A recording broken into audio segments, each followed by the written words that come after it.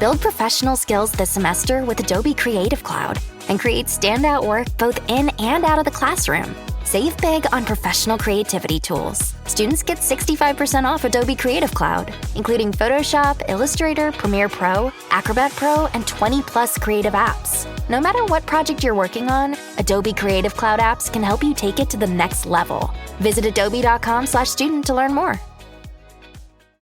Shopping is hard, right? But I found a better way. Stitch Fix online personal styling makes it easy. I just give my stylist my size, style, and budget preferences. I order boxes when I want and how I want. No subscription required. And he sends just for me pieces, plus outfit recommendations and styling tips. I keep what works and send back the rest. It's so easy. Make style easy. Get started today at stitchfix.com/Spotify. That's stitchfix.com/Spotify. Holiday presents, in the red corner, the undisputed, undefeated Weed Whacker Guy. Champion of hurling grass and pollen everywhere. And in the blue corner, the challenger, extra strength, Holiday. Eye drops that work all day to prevent the release of histamines that cause itchy allergy eyes. And the winner by knockout is Holiday. Holiday, bring it on. It's the Roger Stone Show on 77 WABC. Welcome back, folks. This is the Roger Stone Show. I thank you for being with us on this beautiful Sunday afternoon. As Mel Brooks said in the movie History of the World Part 1, which everyone should see, politics, politics, politics, politics. And well, that's why folks tune in to the Roger Stone Show every Sunday from 4 o'clock to 6 o'clock Eastern in the afternoon. Doesn't matter where you live, folks. You can listen to the show at WABCradio.com. That's because we're live streaming worldwide in 173 countries, although totalitarian regimes may block our broadcasts in a handful of those countries. We are now a worldwide force. Don't miss anything. You can go to the app, by the way, go to the App Store and get the 77 WABC radio app so you don't miss any of the great programming here. So let's get into it. Late last week, 17 individuals, including President Donald Trump, former New York City Mayor Rudy Giuliani, the greatest mayor in New York City history, and I guess 15 others were indicted in the state of Arizona in connection allegedly with their efforts to challenge the Arizona election results on the basis of fraud, and therefore to challenge the legitimacy of the bank of electors that had been put forward by the Biden campaign, and instead seat alternates, electors, that were pledged under the Electoral Act as alternatives. There is nothing wrong whatsoever with competing elector slates. They have been used throughout our history. President John F. Kennedy filed such a slate in Hawaii in 1980. His slate was ultimately seated. CNN's Van Jones advocated for the seating of alternative electors, non-Trump electors, in 2020. Harvard professor Larry Lessig, hardly a liberal, hardly a conservative, advocated for the seating of alternative electors in some states in 2020. Folks, there is no such thing as a quote-unquote fake elector. Democrats and their media flacks are attempting to criminalize a concept that they themselves invented and have actually utilized with impunity. Robert Bose, former White House advisor to President Donald Trump, held key positions in the Office of Personnel Management, as well as one of the president's appointees to the Department of Housing and Urban Development, but a man who has made himself an expert on this entire issue, not only of the 2020 elections, but more importantly, what must be done to ensure that the 2024 elections are free, fair, and honest, joins us on the Roger Stone Show. Now, Robert, welcome to the show. Very gracious of you, Roger. There's so many people that are making this fight to secure our election in 2024. But we've learned quite a bit from all the shenanigans and fraud that happened in the last couple cycles. The great irony, of course, is that if any public figure or maybe even private citizen goes out and says, well, there were anomalies, irregularities, and evidence of outright fraud in the 2020 elections, the mainstream media insists that you're a conspiracy theorist, that you must be crazy. They've never been able to explain how it is possible that in the state of Pennsylvania, this is indisputable, more people voted than are registered to vote. But hey, don't get us hung up on the details. So let's go to Arizona. Where the case that was made in the state courts that there was substantial election fraud, where the fact that 59% of the voting tabulator machines in Maricopa County malfunctioned on primary day. That just happened, on election day. That just happened to be in the disproportionately Republican precincts. We know that the tabulator machine took, I believe it was a 19-inch paper ballot. It was tested the night before with a 19-inch paper ballot. But then on election day, ballots that were 20 and a half inches long were supplied, fully within the knowledge of the election officials that those tabulating machines would reject those ballots, that they would not be allowed to be counted by the tabulator. That caused long lines in which some voters gave up and went home. In other cases, the uncast ballot was thrown into a bin with a promise that it would be counted later, but the chain of custody of those ballots is more than questionable. So, Robert, what happened in Arizona last week? Well, it's the several state elector slates have been targeted by the Biden regime. So Michigan and Georgia have been indicted, and these are legitimate electors.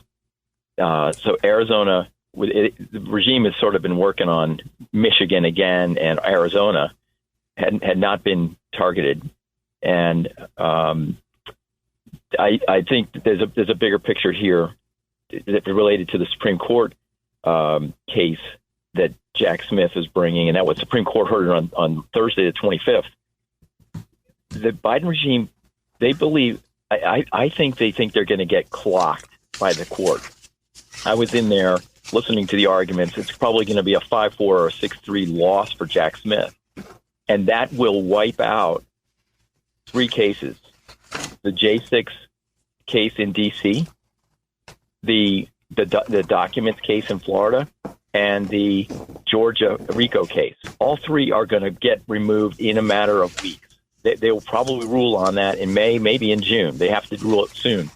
And I think that the regime, and Jack Smith in particular, they know that they were going to lose those 3. And they needed another couple storylines out there. This is all theater. It's all fake. It's all, and they know they're going to lose on these things. But they needed to replace what they think are going to be 3 lost cases against Trump. Those cases are going to go away, in my opinion. And they needed to keep this narrative alive of, stealing an election, blah, blah, blah. So they brought this the night before, on the Wednesday night before the Supreme Court ruling, they bring this case to indict 11 electors in Arizona and 6 unindicted co-conspirators including President Trump, Rudy Giuliani, Mike Roman, Boris Epstein, Christina Bobb, and I think John Eastman, I guess.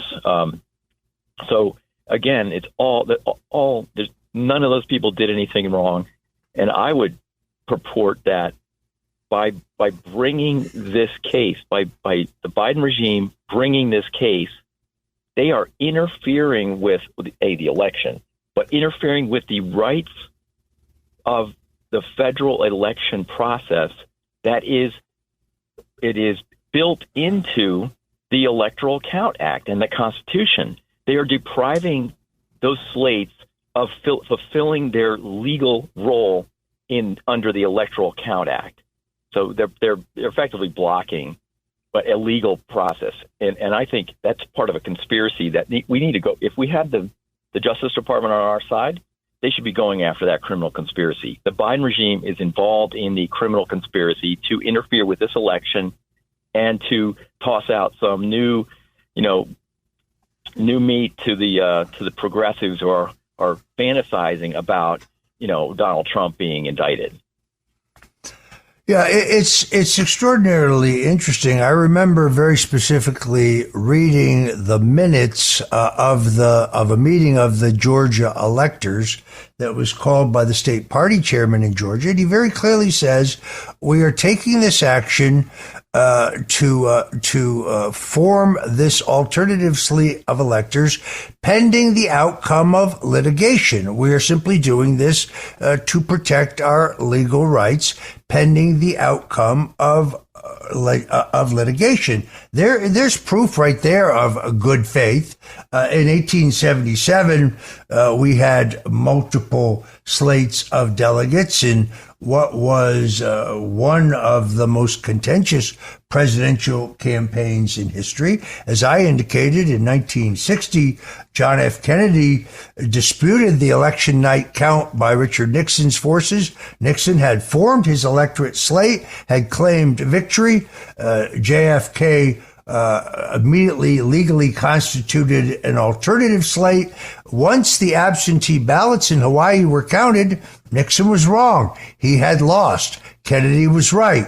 He had won, and his electors were admitted to the Electoral College and voted.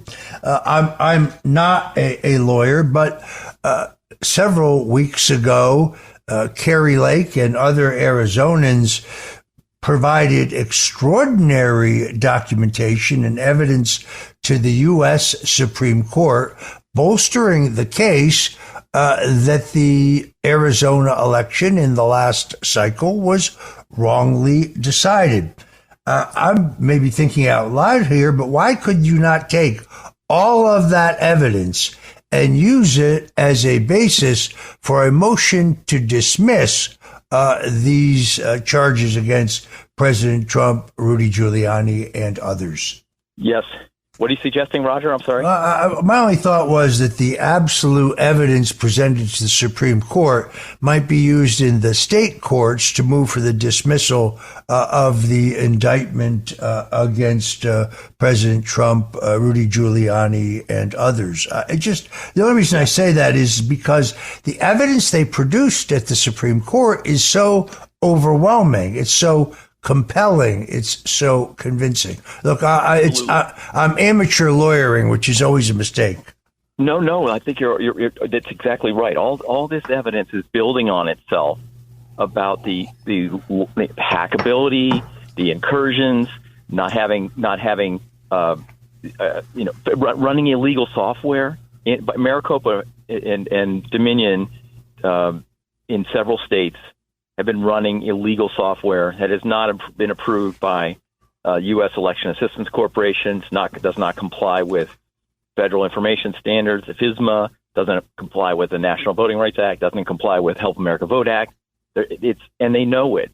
So all that is now, the fresh evidence that is built on itself that will be brought into any of the existing cases, and in this new sham indictment in Arizona. Absolutely. We're going to blow it apart if they give us the chance.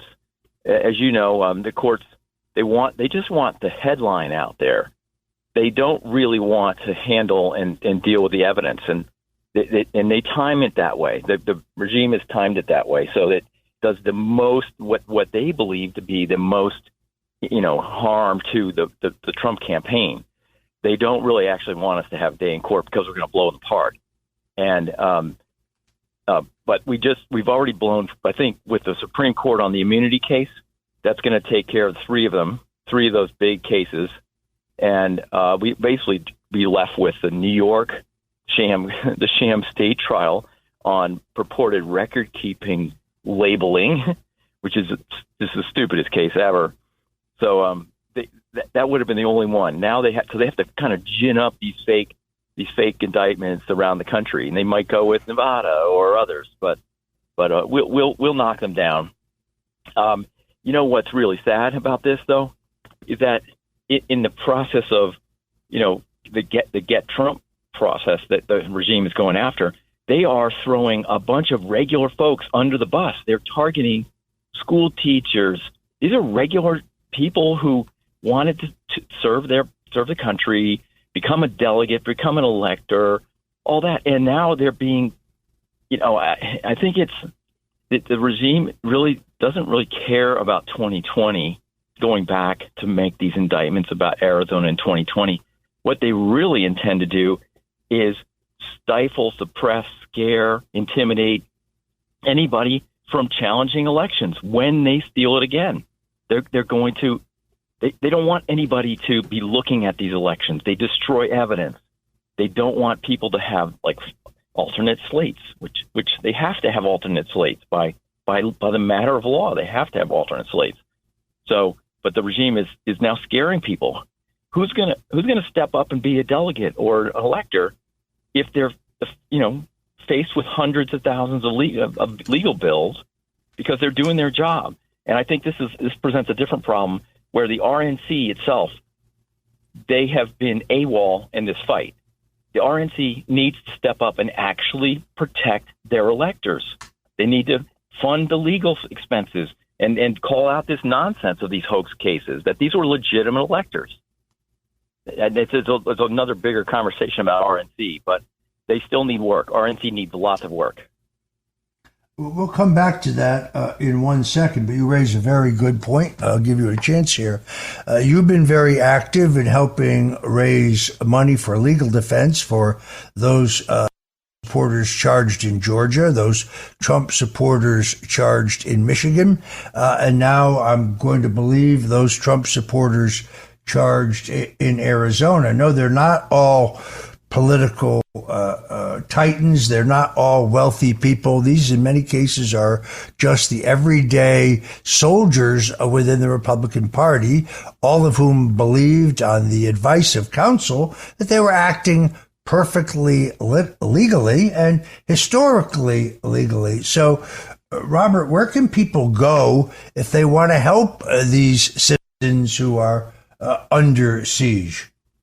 Well, thank you. So many of them have been raising money to fund their legal expenses. They have legal defense funds on Give, Send, Go, and but we put it all in one place.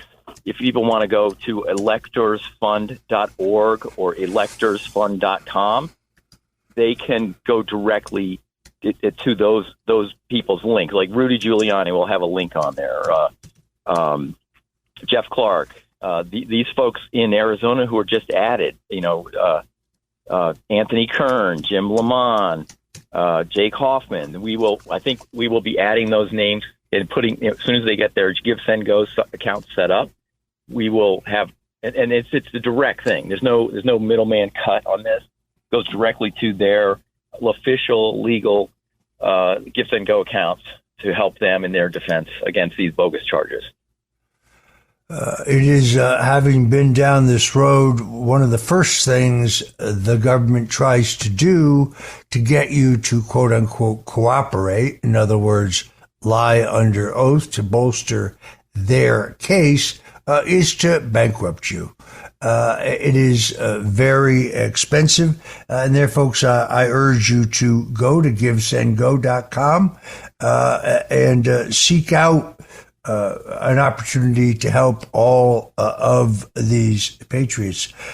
Robert, before we go to the larger issue of what is necessary in terms of ballot security and election integrity to win the next election, and I think you and I agree it's late, but it is not too late. Talk to us for a minute about Michigan and what's going on there. Well, yes. I think traditional campaigns have focused over the years on get out the vote and what I call election offense. This year, like no other year, we need to focus on election defense. And that defense is to defend against, and it's not like stop the steal, you've been involved in that, but this is actually to prevent, before it happens, prevent cheating in the election, prevent illegals from voting, prevent folks from sending in some absentee ballots without signature verification. We need signature verification. All these like logistical things that we took for granted that weren't followed in 2020. We need to make sure that they follow the law in 2024. And then it would include making sure nobody puts a USB in the back of a tabulator that injects tens of thousands of votes, or we have no more, hundreds of thousands of ballots pre-printed in Bethpage, Long Island, and dropped off in Harrisburg. All these parts need to be defended and prevented in 2024.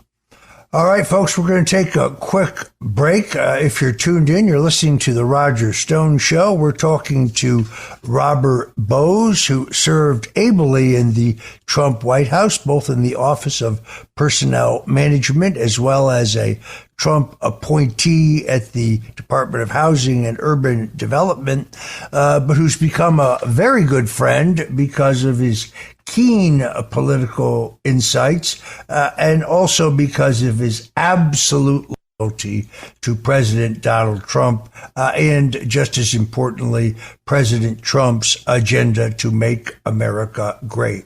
We'll be right back with Robert Bose in just a minute. This is The Roger Stone Show on 77 WABC. Welcome back, folks. I'm Roger Stone. If you're just tuning in, we're talking to Robert Bose, who served in distinction in the Trump administration, serving in the Office of Personnel Management in the Trump White House, also a high-level position as a Trump appointee at the Department of Housing and Urban Development. But Robert Bose is not just a man of government. He's also a shrewd observer of American politics and a man whose dedication to President Trump and his vision for the country is unquestioned. I have learned a lot from Robert Bose in our short friendship, and I appreciate him joining us here today.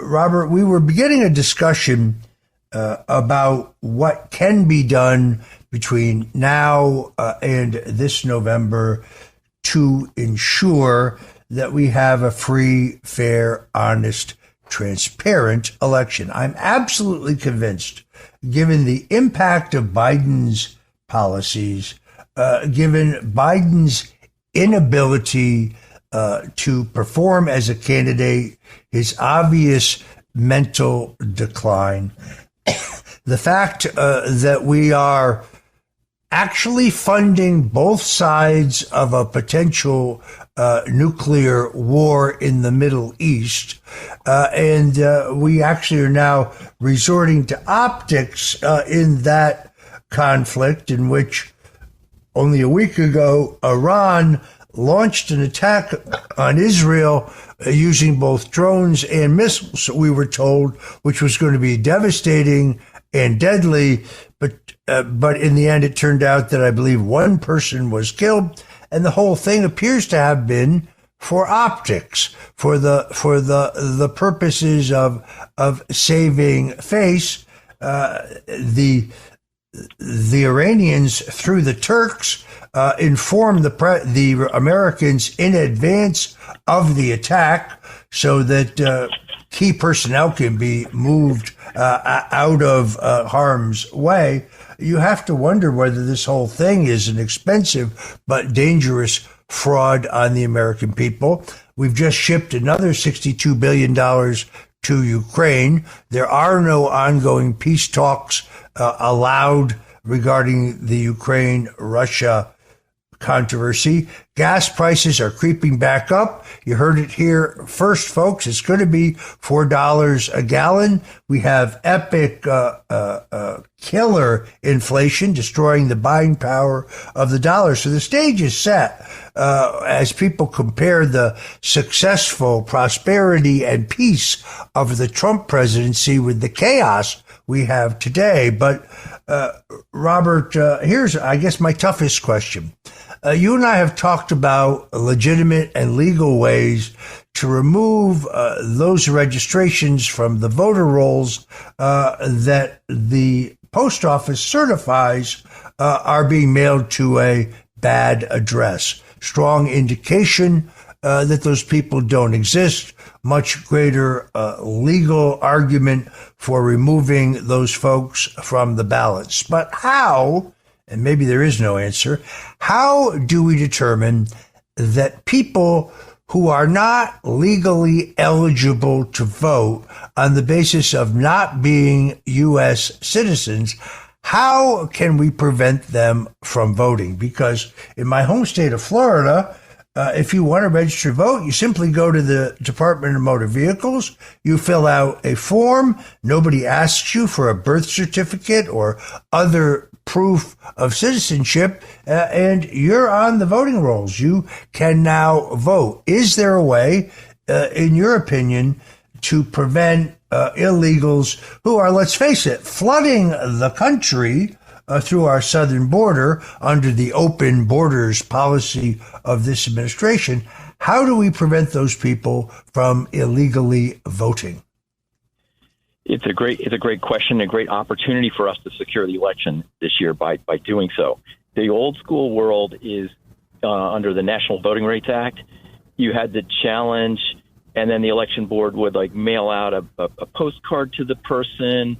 And 2 years later, if they didn't vote in the general, then they'd have to wait another 2 years, send another postcard. It's glacially slow process in the NVRA world to get fake voters off the voter rolls. And there's some groups out there who take that time, really do it really well. Tom Fenton, Judicial Watch, people like that, Catherine Engelbrecht. But there's another way, and we have to deploy this right away with the resources of the RNC, and it is to identify and filter the voter rolls now to identify those fake, moved, doubly registered, registered in 2 states, illegal, felons, incompetents, basically build those pre-build those sets of ineligible voters. They're not voters, they're fake. Because those people will be, maybe not all, maybe some, they will be exploited to suppress legal votes. Our normal votes will be suppressed by those fake accounts. And so by doing that massive data sort, it's basically like comparing the voters in North Carolina to the voters in Georgia. If it's the same person that's registered twice, you challenge them in the main, it's data analytics, and RNC has the capability of it doing it, not doing it so far. Their view is just get a bunch of blue-haired poll watchers and let the horse out of the barn, and maybe they'll challenge it later if there's not another gig to make a bunch of money off of, as long as it doesn't upset the cocktail parties. So this is a totally different strategy to preemptively identify those people who are violating the law. They're intending to violate the law. As soon as they request an absentee ballot, the states will report out which accounts have made requests for absentee ballots. You immediately compare those to this filtered list of those who should not be voting, and you challenge them right away ahead of time. That happens in September and October, not after the fact when it's too late. Excellent answer, and really the answer I was looking for. Unfortunately, we are out of time. I want to thank my friend Robert Bose for joining us today on the Roger Stone Show to give us his unique perspective on what's going on, what happened in Arizona, why this tsunami of lawfare against President Donald Trump. And Robert, I will catch up with you for a longer discussion of what is necessary on the part of the Republican National Committee and the Trump campaign and all right-thinking Americans to ensure that our next election is free, fair, honest, and transparent. Thank you for joining us today on the Roger Stone Show.